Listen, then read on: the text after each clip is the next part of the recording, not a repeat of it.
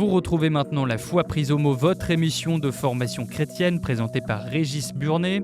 Aujourd'hui, Saint Vincent de Paul, avec le Père Ponsard, chapelain de Notre-Dame de la Médaille Miraculeuse, et Sainte Marie-Claire Camara, fille de la charité de Saint Vincent de Paul.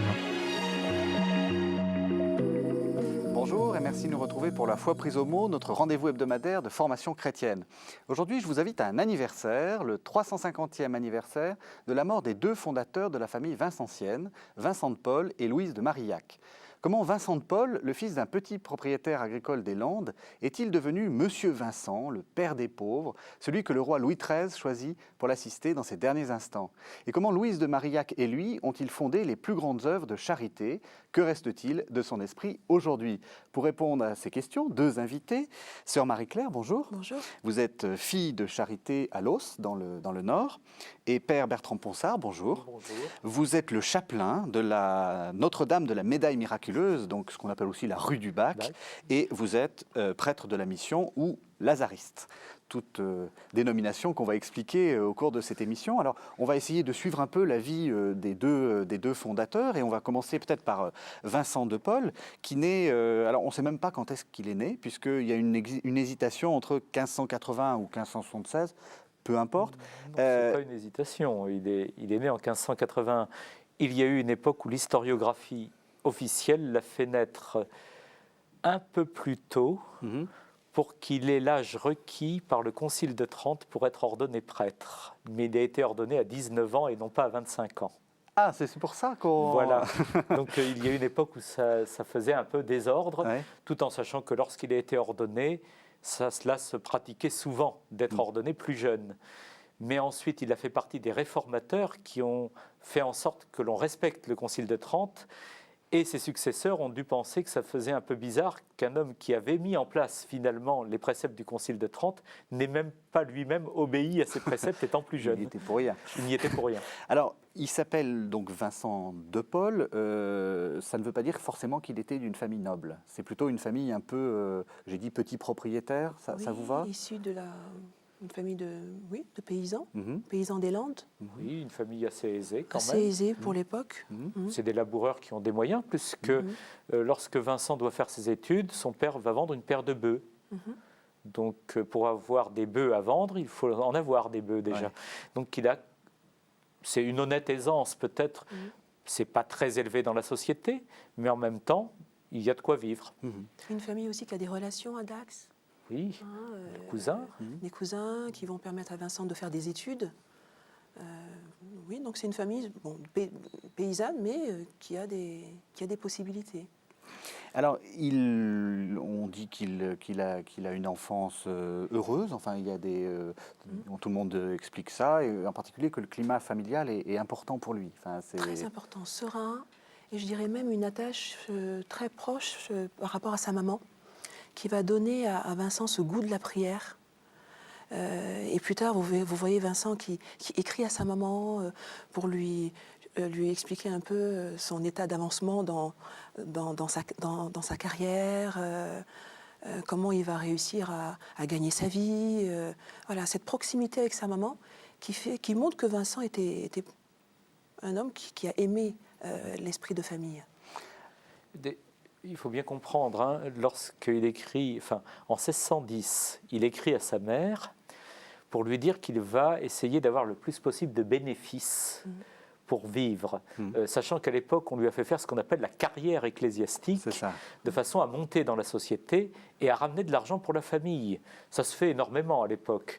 Là, il ne se pose pas trop de questions encore. Il est tout jeune, il n'est pas encore converti. Et en 1610, donc il n'a que 19 ans, voilà qu'il écrit en disant « Ma chère maman, dès que j'aurai les bénéfices, j'aurai une honnête retirade et je passerai le restant de mes jours auprès de vous. » C'est drôle parce que vous dites qu'il n'est pas converti, alors qu'en fait il est en train de rentrer dans la carrière ecclésiastique, et donc il est prêtre, où il va devenir prêtre. Oui. Et pour vous, il n'est pas chrétien. Il est chrétien, mais il est chrétien comme l'on est à l'époque. C'est-à-dire qu'il faut quand même se rendre compte qu'on est dans une société qui est très différente de la nôtre, où tout le monde est chrétien d'abord, et on profite plus ou moins du système, mais personne ne se pose trop de questions sur le système. Tout le monde en vit, il y a énormément de prêtres.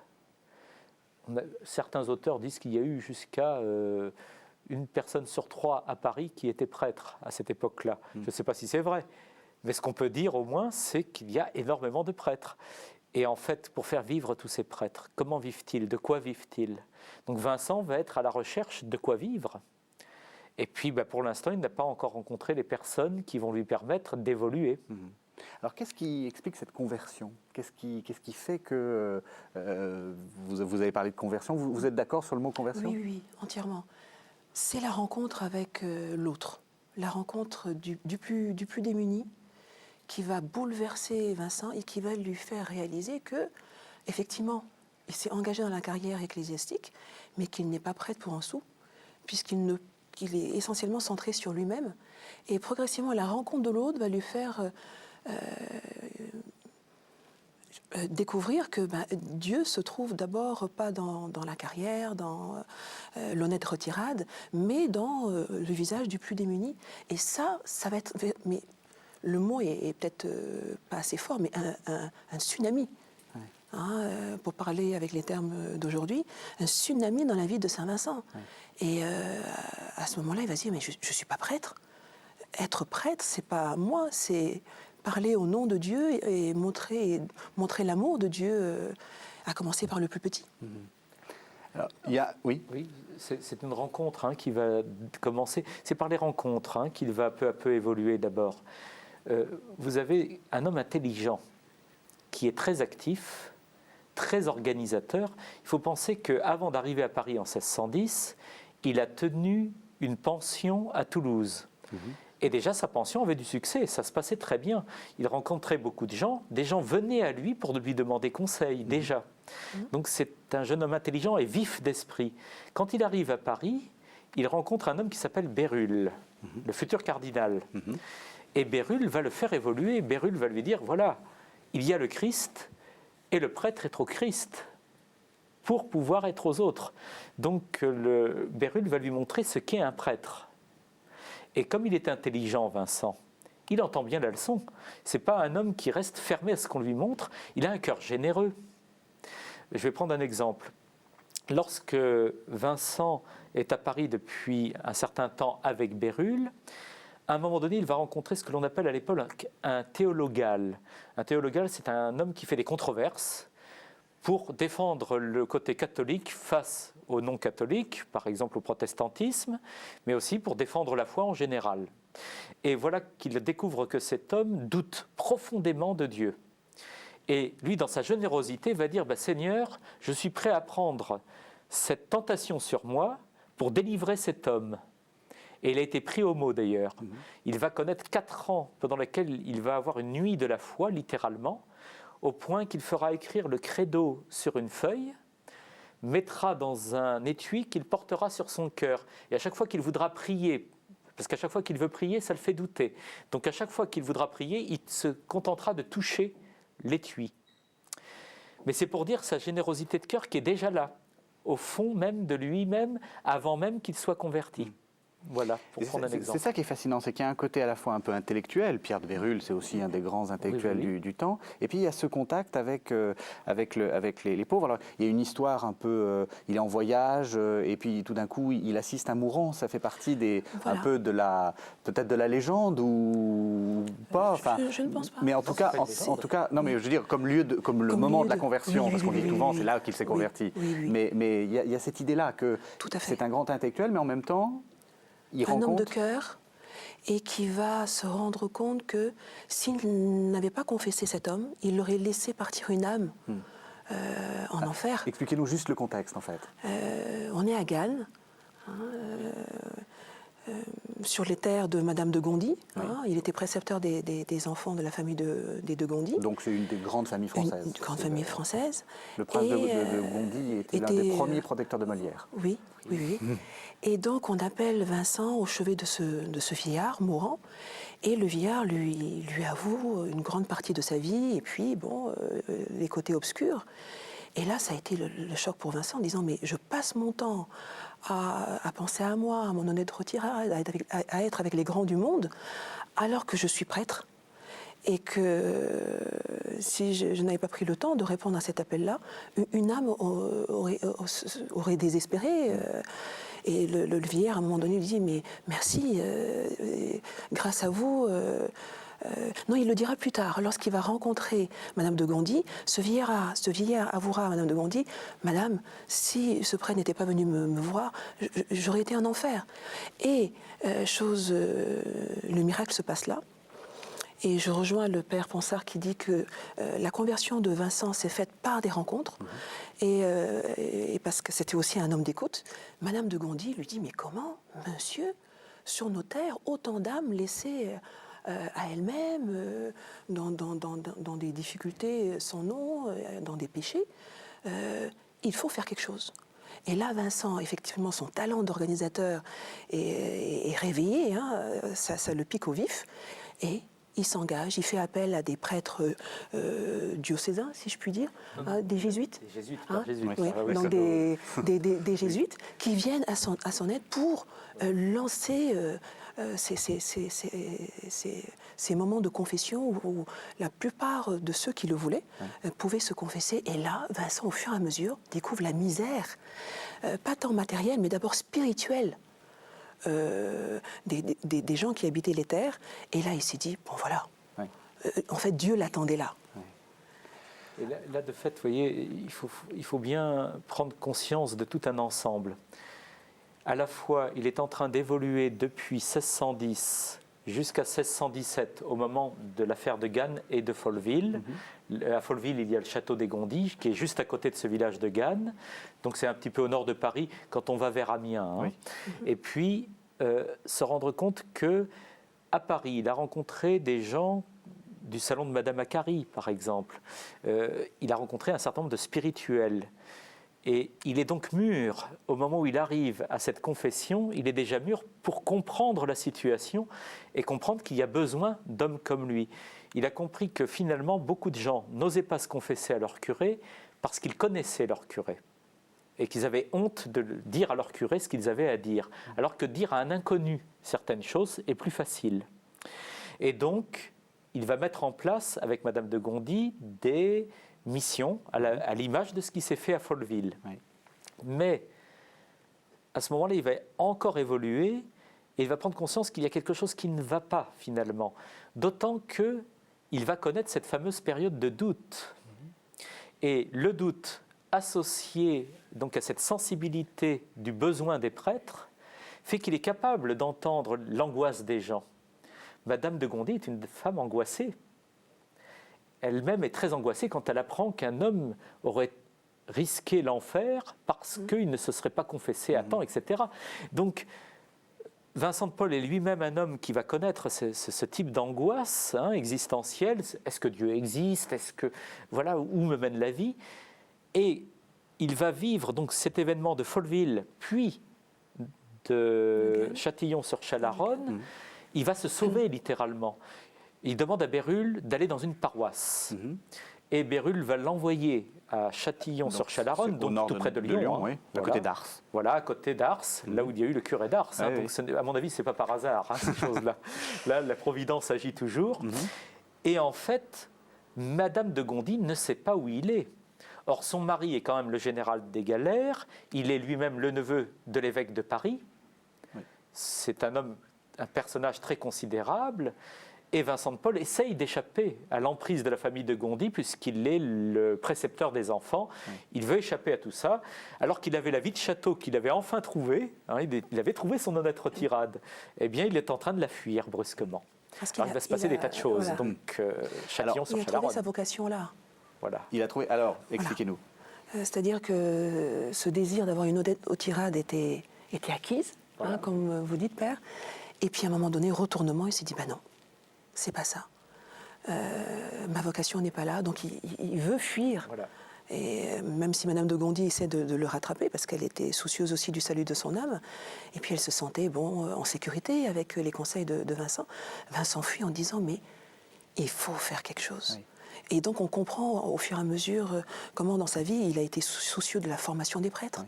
Il a été précurseur, père, de la mise en place des séminaires. Alors, c'est un de ceux qui vont mettre en place les séminaires, mais là c'est tout un ensemble dans la France du XVIIe siècle, il n'est pas mais le seul. Il l'aura vécu, quoi. Il l'aura vécu de l'intérieur. Voilà. Se dire à quel point un prêtre a une place fondamentale. Vous écoutez La Foi prise au mot, votre émission de formation chrétienne sur KTO Radio. Aujourd'hui, découvrez Saint Vincent de Paul avec les invités de Régis Burnet. C'est à Châtillon, donc à Châtillon-sur-Chalaronne, là, qu'il a cette idée de fonder l'une des branches de votre famille vincentienne, qui sont les Dames de la Charité. Il y a une autre histoire aussi, donc un autre événement. Vincent est appelé en urgence parce qu'il y a une famille qui se meurt. Ils n'ont plus rien à manger et je pense que la plupart d'entre eux sont malades. Et on appelle Vincent en tant que curé. Bon, qu'est-ce qu'il faut faire ? Vincent arrive, il constate la situation, voilà. Il pose un bon diagnostic, et puis il invite au fur et à mesure les gens à faire quelque chose. Mais les gens du coup s'emballent, beaucoup de personnes offrent leur aide, et Vincent dit il faut s'organiser. Et là, ce talent d'organisation de Vincent pointe au grand jour, et voilà, les choses se font progressivement. Cette famille est soutenue, aidée. Et Vincent, là aussi, par cet événement, se dit, voilà, la charité, c'est beau, mais il faut qu'elle soit organisée. Et donc, il y a ces fameuses Dames de la Charité. Voilà. Il y a cette fameuse phrase qui dit « Voici une belle charité, mais elle est mal organisée ». Ça, c'est exactement Vincent de Paul qui réagit devant une situation. Vous voyez, il faut imaginer, on est dans l'église de Châtillon, le dimanche, on vient de le prévenir, et lui va dire aux gens, voilà, il y a toute une famille malade, il faut faire quelque chose. L'après-midi, il le prône, qui prenait une bonne partie de l'après-midi. Donc le sermon. Voilà, le sermon, mais qui est très long. Oui, un sermon très long. Parce que j'ai souvenir que Saint Vincent de Paul dit à un moment donné, il ne faut pas parler trop longtemps, 1 heure seulement, dit-il. Oui. Donc c'est un autre monde. Et donc pendant cette heure d'enseignement et de rencontre avec les gens, il prêche tellement bien avec son cœur, parce que là c'est son cœur qui parle. Eh bien, quand il va aller voir cette famille malade, il va rencontrer sur le chemin toutes les dames de la ville quasiment qui y sont allées. Et il se dit, mais demain, après-demain et après-après-demain, qu'est-ce qu'on fait ? Et s'il y a une autre famille dans la même situation ? Et voilà. Et donc il réunit quelques femmes en leur disant, je vous donne un règlement et chacune fera le pot chaque jour. Vous savez, la poule au pot ou le pot. Donc c'est ce que l'on met, c'est la cuisine, le plat de cuisine qu'on va aller porter chaque jour. Et chacune prend son tour. Voilà comment naissent les Dames de la Charité. Mais les Dames de la Charité, aujourd'hui, c'est les AIC, Association internationale des charités équipe Saint-Vincent, qui sont, je crois, pas loin de 200 000 femmes dans le monde. Un mouvement exclusivement féminin, soit dit au passage, ce qui n'est pas rien. Oui. Le XVIIe siècle est moderne sur ce plan-là. Tout à fait. Ma sœur. Oui, et si je puis ajouter, on voit aussi Vincent qui suscite auprès des plus riches, parce que les Dames de la Charité sont des femmes aisées, ce souci de compassion, d'attention aux plus petits. Et je pense que là aussi, c'est important de s'imaginer Vincent qui fait vraiment le pont, le lien entre les plus démunis et les plus riches. Alors, justement, vous faites une transition. Après Vincent, on va parler de Louise. Et Louise de Marillac, donc, qui est née en 1591, elle est un petit peu plus jeune que Vincent. Alors, elle est de ces familles dont vous parlez, des familles extrêmement riches, extrêmement puissantes. Qui est-elle ? Louise, c'est une grande dame.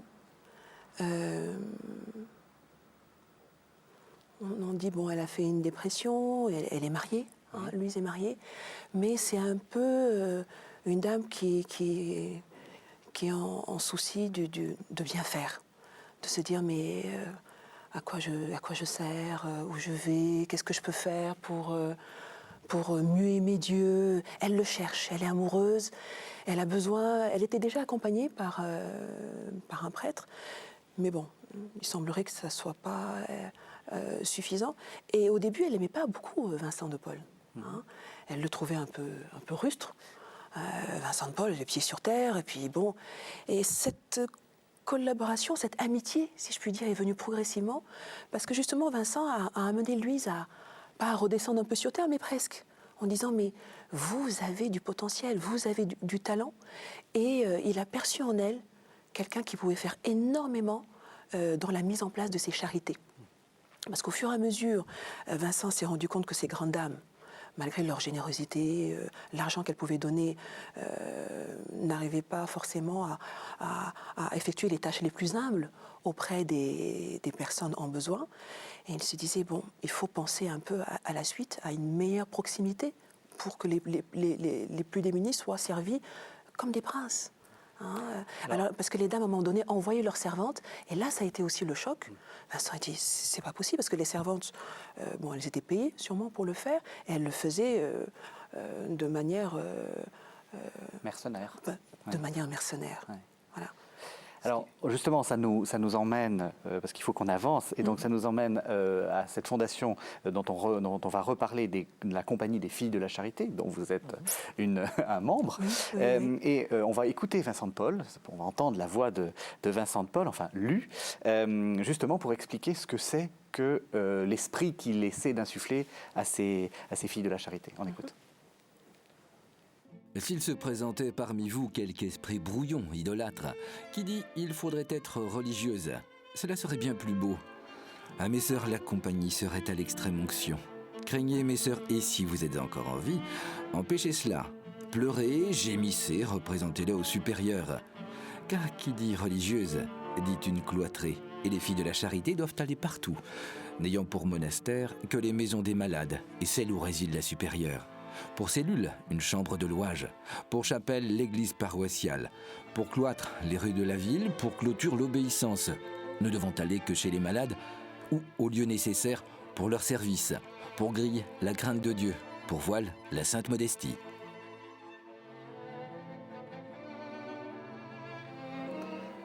Alors, qu'est-ce que ça vous évoque, ce texte ? C'est un texte très fort pour nous, en tant que filles de la charité. Louise et Vincent travaillent déjà, et souvent Vincent nous dit que l'événement c'est Dieu, et l'événement ça a été Marguerite Nazeau, une jeune paysanne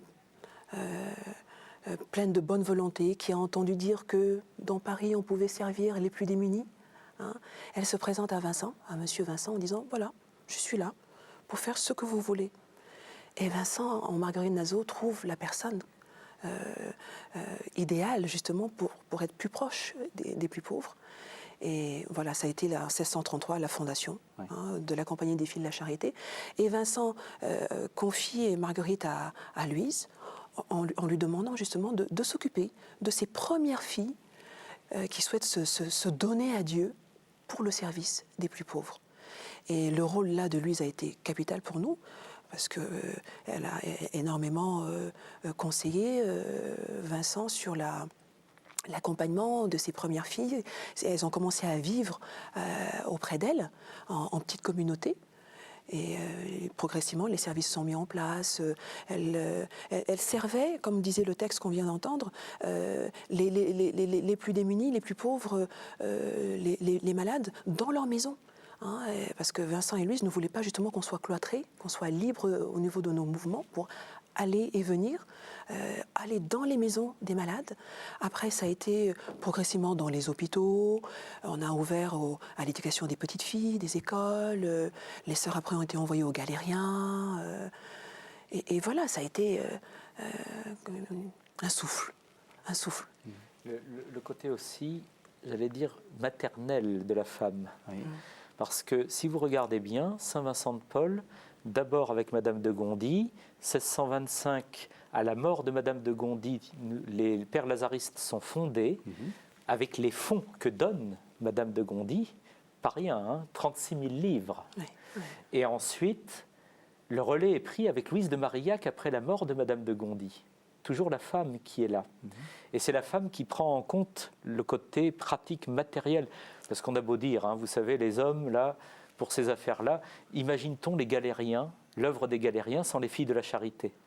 je pense qu'à ce moment-là, on se rend compte de l'importance justement de la mise en route et aussi du fait que Vincent arrive à apaiser les angoisses autour de lui, notamment de Sainte-Louise, et qui se met en route, et alors là qui devient absolument extraordinaire et qui met en place cette œuvre de la charité. Alors, vous avez parlé justement des pères de la mission. C'est quelle intuition? C'est pas tout à fait la même, en fait. On sent que les filles de la charité, c'est vraiment sur le côté dont je parlais au début, c'est-à-dire le côté aide plus social, concrète, sociale. Mais il y a toujours cet aspect aussi, il ne faut pas séparer le social de l'intellectuel, de la foi, du spirituel. Oui. Et puis en plus, même pour les prêtres, il leur dit à un moment donné, il dit, messieurs, s'il y en a qui pensent parmi vous que vous êtes à la mission uniquement pour vous occuper des choses du spirituel et non pas des besoins des pauvres, vous vous trompez.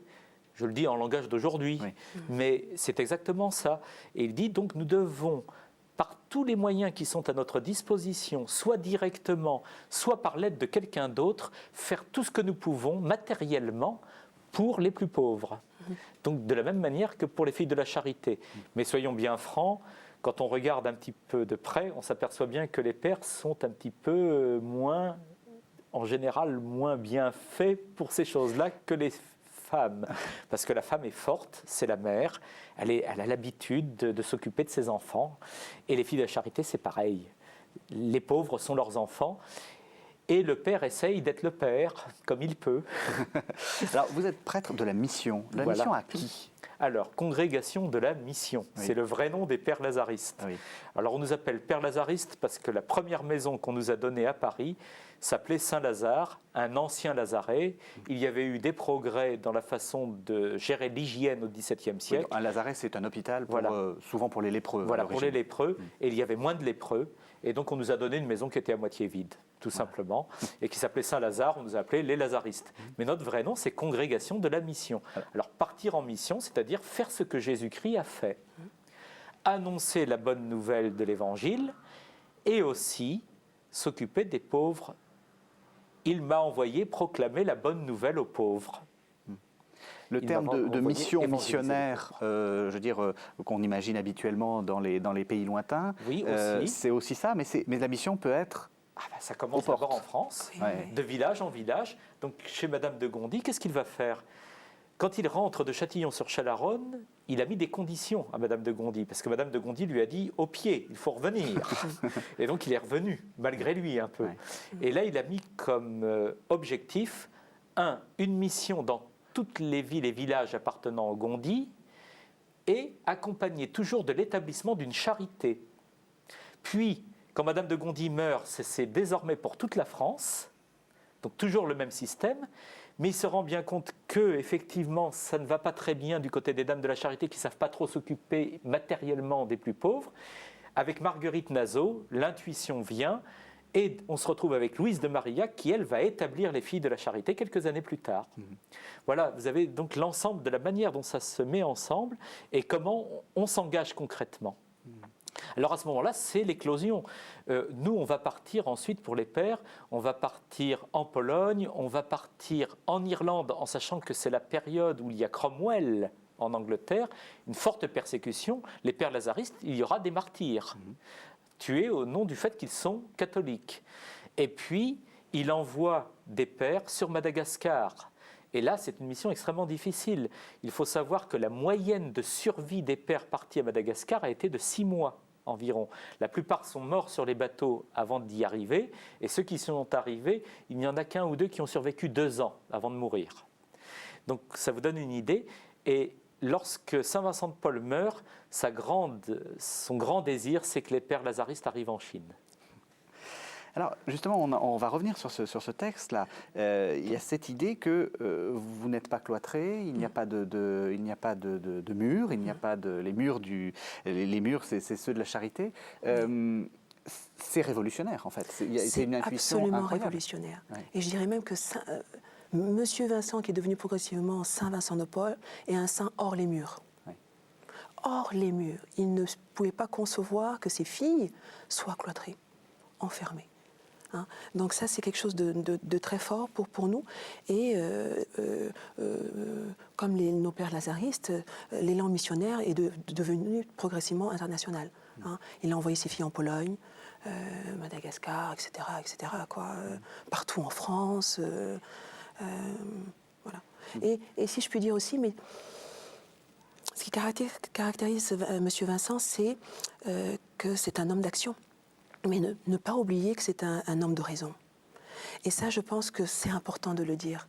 À l'heure actuelle, où on se dit il faut bouger, il faut agir, il a envoyé ses filles partout pour œuvrer auprès des plus démunis. Mais il disait souvent donnez-moi un homme de raison d'abord et il fera tout. Et pour nous, il nous disait donnez-vous à Dieu, mes filles. Et à partir de là, vous verrez. Et il vous mènera là où il veut.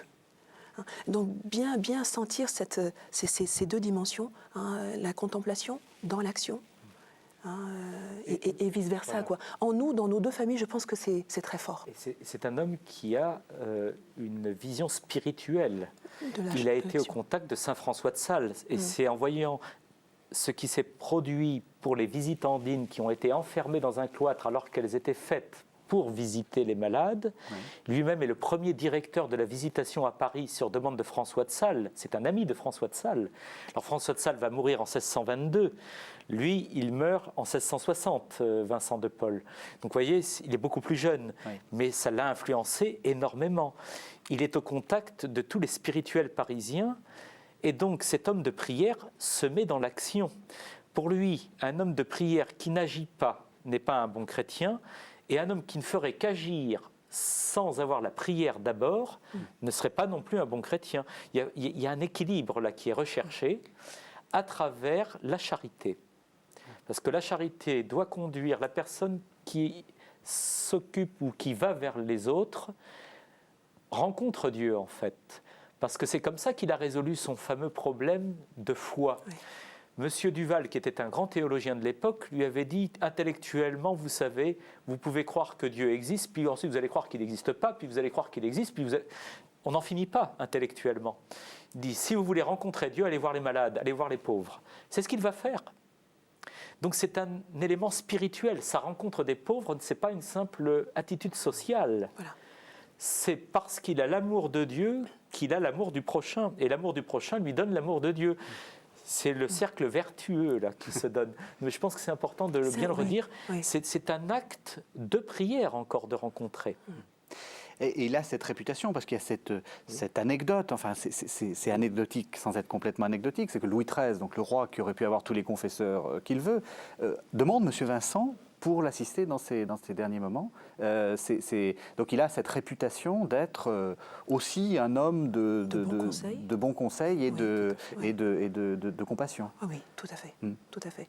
Et il a attiré la confiance de beaucoup, des plus grands, des plus petits, et ça fait de Vincent un homme suffisamment ouvert pour que et les croyants et les incroyants s'y retrouvent.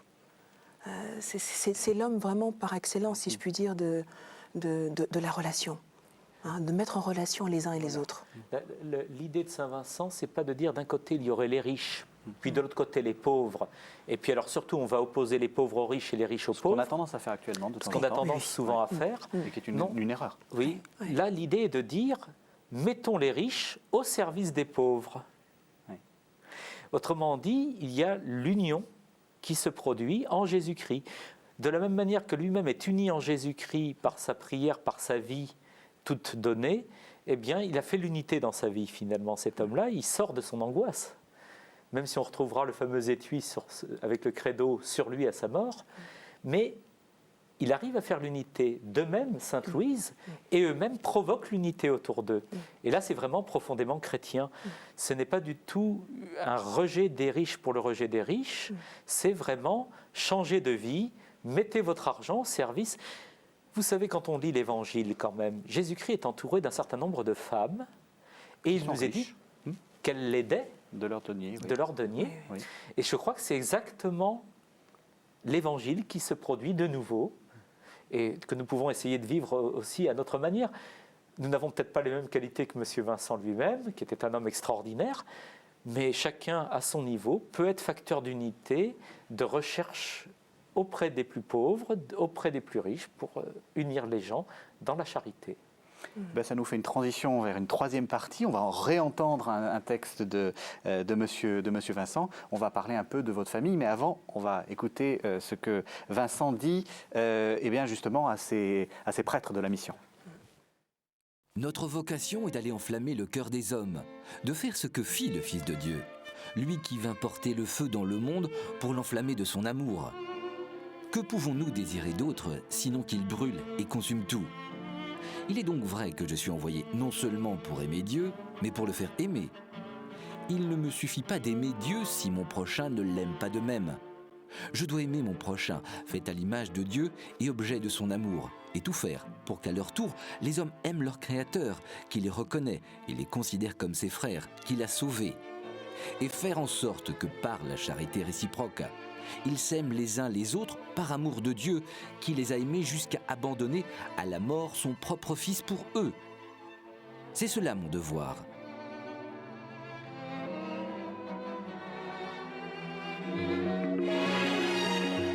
Vous écoutez La Foi prise au mot, votre émission de formation chrétienne sur KTO Radio. Aujourd'hui, découvrez Saint Vincent de Paul avec les invités de Régis Burnet.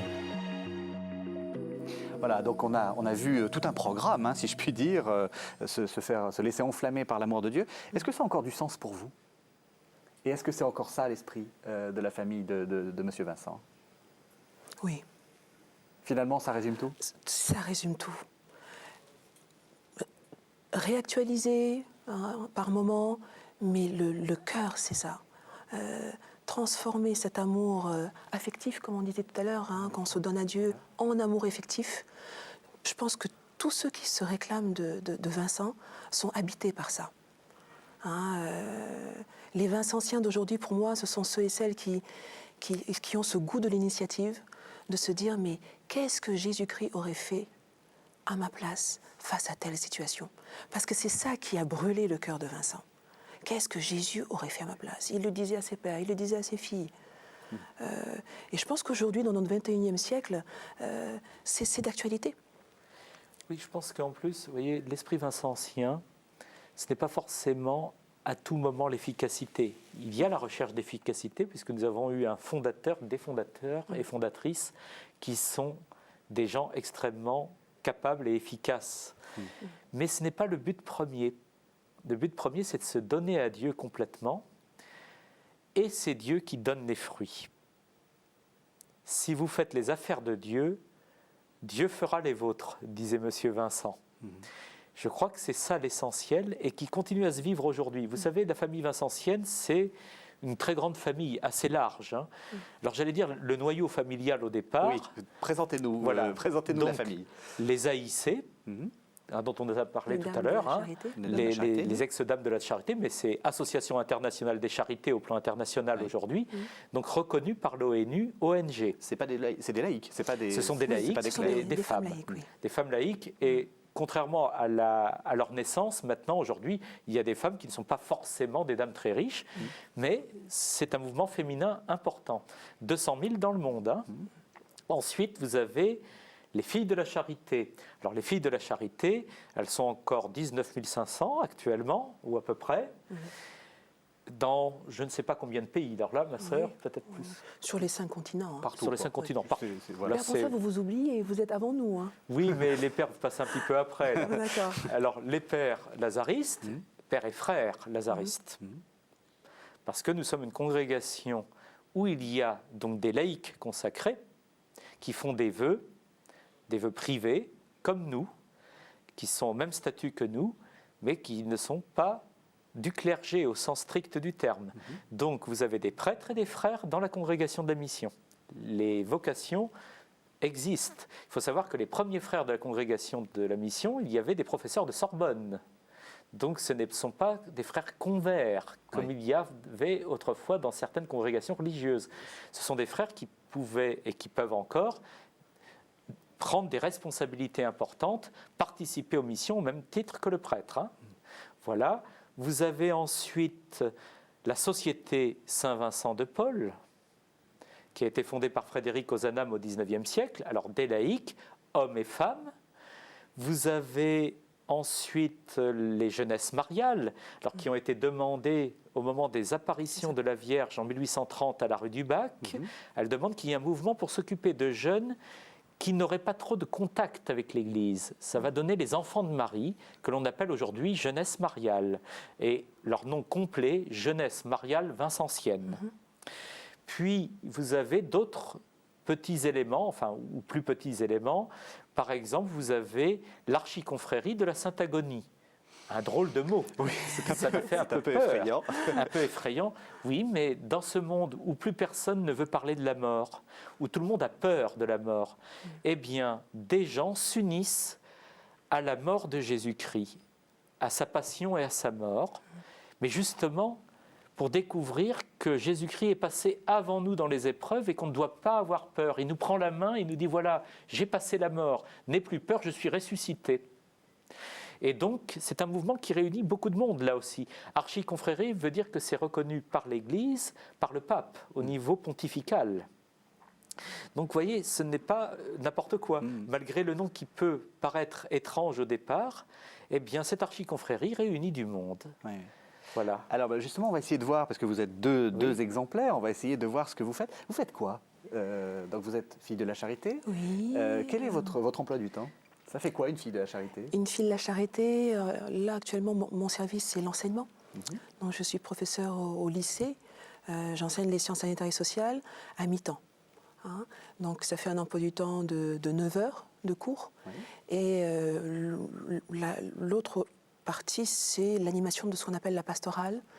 Rejoindre les jeunes, leur faire connaître la vie de l'Église à travers toute cette année liturgique, par des temps forts eucharistiques, des pèlerinages à Thésée, à Lourdes. Et puis surtout, la fille de la Charité, une présence auprès des enseignants, auprès des élèves qui se questionnent. Et on fait un peu ce que Vincent faisait, être le lien entre cette Église qui peut paraître un peu lointaine, avec le concret Et vos sœurs font ce genre de choses parce qu'il n'y a plus de galériens, donc vous n'êtes plus dans les galères. Tout à fait. Mais vous êtes où? Donc, les domaines essentiels, c'est donc l'enseignement, le domaine du social, de la santé. Beaucoup de nos sœurs sont dans les maisons pour s'occuper des malades. Il y en a qui sont infirmières, dans les maisons de retraite. Oui, une présence auprès des... C'est le retour des galères. Voilà, dans les prisons. Ça reste quand même assez diversifié, mais l'objectif, c'est toujours de rejoindre, d'être là où il y a des besoins, où la société civile n'a pas encore pourvu un besoin. Quand je pense à nos sœurs du Vietnam qui sont auprès des Sidéens, ça va jusque-là. Oui, ça reste très divers. Oui, en Afrique aussi, oui. Bon, alors vous êtes, donc c'est un peu différent, vous êtes à la tête, si je puis dire, du vaisseau amiral, c'est-à-dire de la médaille, c'est ce qu'on connaît le plus. Oui, c'est pas le vaisseau amiral. la rue du Bac. Oui, alors la chapelle de la médaille miraculeuse, qui est la maison mère des filles de la Charité. Oui. Et vous y avez le corps de Sainte-Louise et le cœur de Saint-Vincent.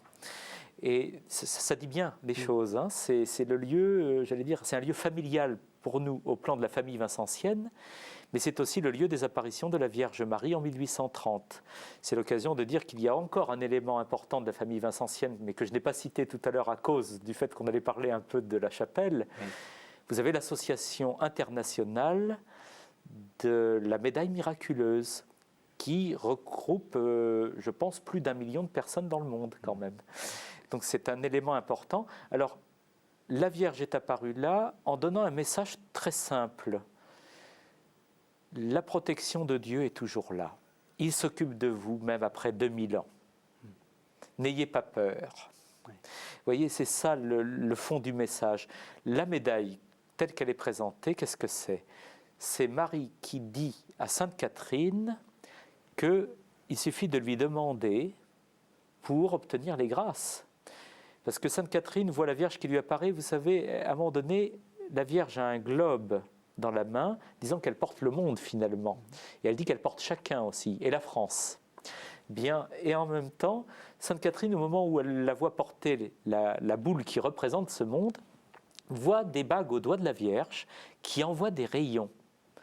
Et Sainte Catherine, qui a les pieds sur terre, lui dit « Qu'est-ce que c'est que ces rayons ?» Et finalement, la Vierge lui dit « Ce sont les grâces que je répands. »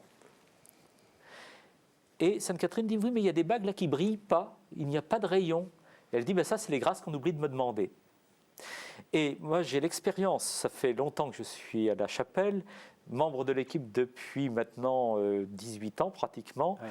Et chapelain depuis 5 ans, enfin presque 6 ans. Voilà que je m'aperçois que les gens, lorsqu'ils viennent là, raccrochent les wagons, si j'ose dire. Il y a des gens qui sont loin de l'église, qui sont rentrés, un peu par hasard, parce qu'ils ont vu du monde qui rentrait dans cet endroit, et qui ressortent de là en nous disant « Ah, je me suis confessé ». Ou alors tout simplement, j'ai trouvé le repos, j'ai trouvé le réconfort. À chaque fois que j'ai demandé ensuite, au bout de quelques années, j'ai fini par prendre l'habitude de demander aux gens s'ils avaient trouvé ce qu'ils cherchaient à la rue du Bac. Et en fait, ils me répondent souvent, pas tellement forcément ce qu'ils ont cherché directement, mais qu'ils ont trouvé le réconfort. À chaque fois, les gens me disent « Oui, mais on est réconfortés ici ». Alors les gens reviennent. Et certains, au bout de quelques années, reprennent l'habitude d'aller sur leur paroisse. Parce qu'au bout d'un moment, lorsque l'on rencontre les gens, lorsqu'ils viennent se confesser, nous, qu'est-ce que nous leur disons ? À un moment donné, nous leur disons, est-ce que vous allez sur votre paroisse ? Est-ce que vous connaissez un peu l'Église ? Maintenant, vous avez repris l'habitude un peu à la chapelle. Eh bien maintenant, il faut reprendre l'habitude de vivre avec les autres chrétiens. Pour vous, cette dévotion qui est extrêmement populaire, enfin, et puis dans le monde entier, on trouve des médailles miraculeuses au fin fond de Madagascar, Oui. puisque vous parliez de Madagascar. Oui. Pour vous, c'est comment dire, c'est bien dans l'esprit de Vincent. Ça correspond à ce que vous. Et pourquoi ? Tout à fait, Vincent. Parce qu'il y a un côté un peu, quelquefois un peu kitsch, quelquefois on a l'impression. Vincent, la pauvreté, les plus pauvres. Eux, ils en ont marre du béton. Tous les jours, on les fait vivre dans les banlieues, avec les avions qui passent au-dessus, le train qui passe en dessous, les voitures qui brûlent, et puis dans des immeubles, excusez-moi l'expression, mais qui sont parfois dans des états épouvantables, parce qu'ils ne sont pas entretenus. On nous a même montré une fois à la télévision des ascenseurs qui n'étaient pas réparés au bout de 3-4 ans, des gens qui montent 7 ou 8 étages. Quand ils rentrent dans une église, eh bien, ils sont heureux de trouver un endroit où il y a de la dorure, du beau, qui n'est pas réservé aux riches, mais qui est ouvert à tout le monde.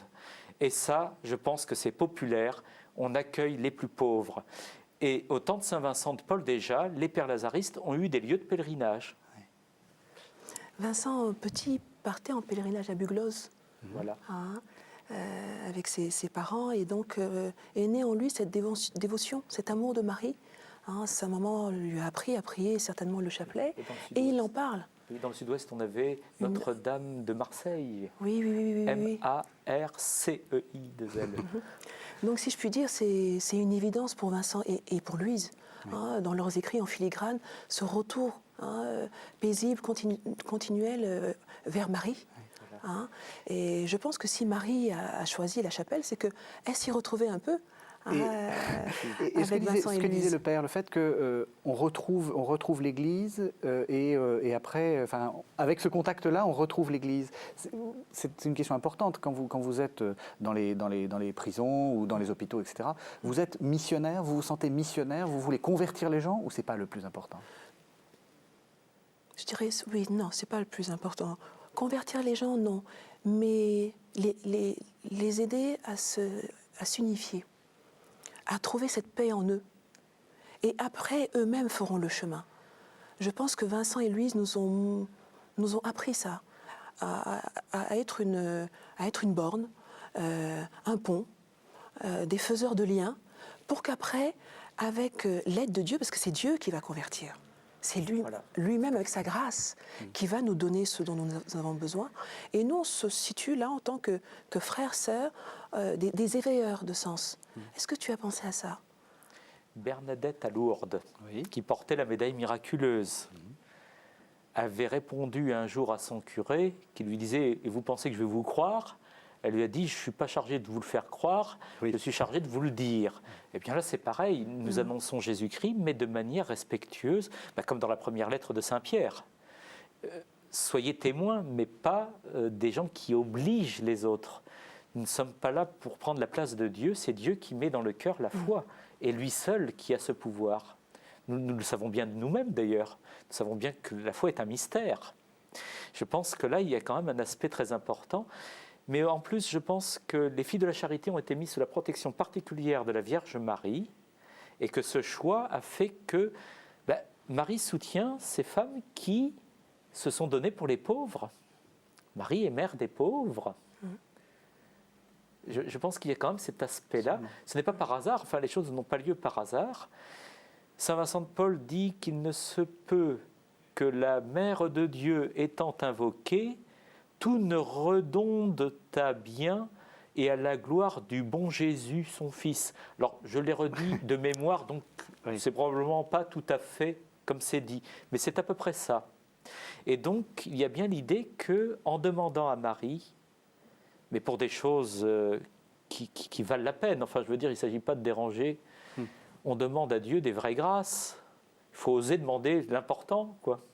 Alors, dernière question, parce qu'il nous reste une minute, donc je vais vous demander une réponse brève.